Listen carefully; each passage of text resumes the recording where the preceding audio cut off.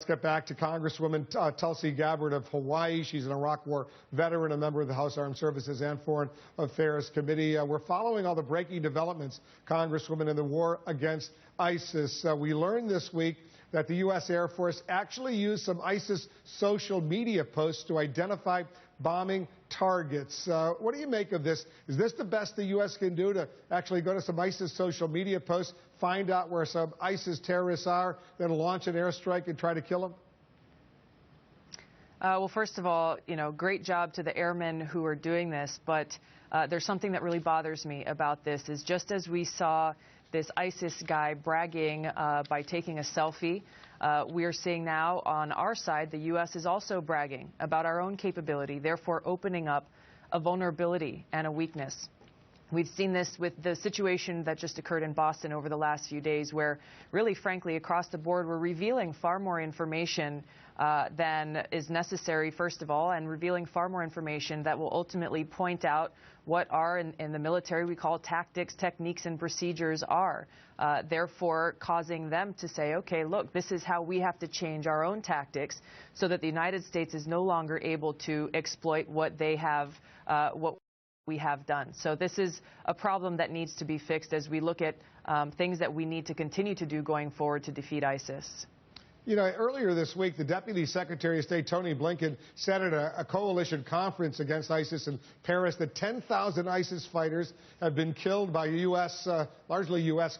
and coalition airstrikes. Other officials say only 2 civilians, collateral damage, as it's called in the military, have been killed. How can they be so precise with those kinds of numbers? Well, I don't know exactly what numbers or the sources of those numbers that they're referring to. Of course, to minimize absolutely collateral damage to civilians is the best possible outcome when you're dealing with a war situation. I'd like to point to that conference, though, that Tony was speaking at, and point to serious absence. There were no representatives from the Kurdish government or the Kurdish military present there. This is the second conference that they've had where, frankly, they have completely omitted the people who are on the ground in Iraq as well as in Syria, who have been most effective in fighting ISIS on the ground. They essentially have been our ground troops. And the fact that they were not invited the first time and now the second time just goes to show how flawed this policy is that continues here with the Obama administration, started with the Bush administration, of dumping all of the support into the central Iraqi Baghdad government, influenced by Iran, and frankly leading what is essentially a failed state. On that note, the last time we spoke, you suggested maybe it's time to start thinking about partitioning Iraq into what's often called a three-state solution, a Sunni state, a Shia state, and a Kurdish state. I've spoken with several members of the Obama administration since our conversation. They think that's not a good idea. They say they strongly oppose it. Why do you believe they're wrong? Well, I think it's important, first of all, to operate in the world that actually exists, not the world that we wished existed.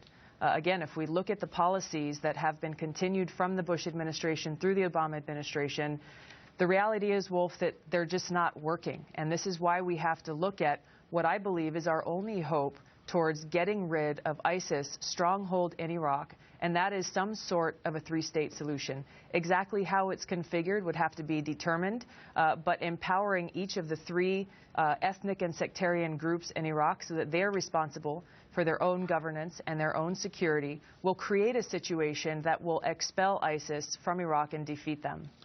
There was a very disturbing report in the Wall Street Journal today. I don't know if you saw it, but I'll paraphrase it, basically suggesting that Iraqi government forces are not allowing young men trying to cross a bridge to flee Ramadi, which is now under ISIS control. They're letting elderly people, women, some children cross, the refugees. They're trying to get away from ISIS. But young men, the Iraqi army not allowing to leave. They're saying, you have to go back there. You have to go back to Ramadi and fight ISIS. When you hear that kind of report, what's your reaction to that? You served in Iraq. You're an Iraq War veteran.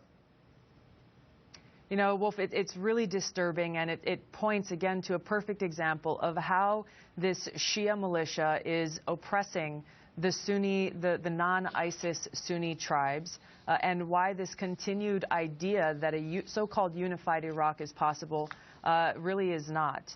When you look at the non-ISIS supporting Sunni tribes, many of them are not motivated to fight against ISIS, not motivated to fight against ISIS because of this oppression coming from this central Shia government in Baghdad. Just imagine how many of those Sunni families are turned away from escaping ISIS, driven back into the arms of ISIS, understanding that they have nowhere else to go, essentially. And again, this is why it's critical.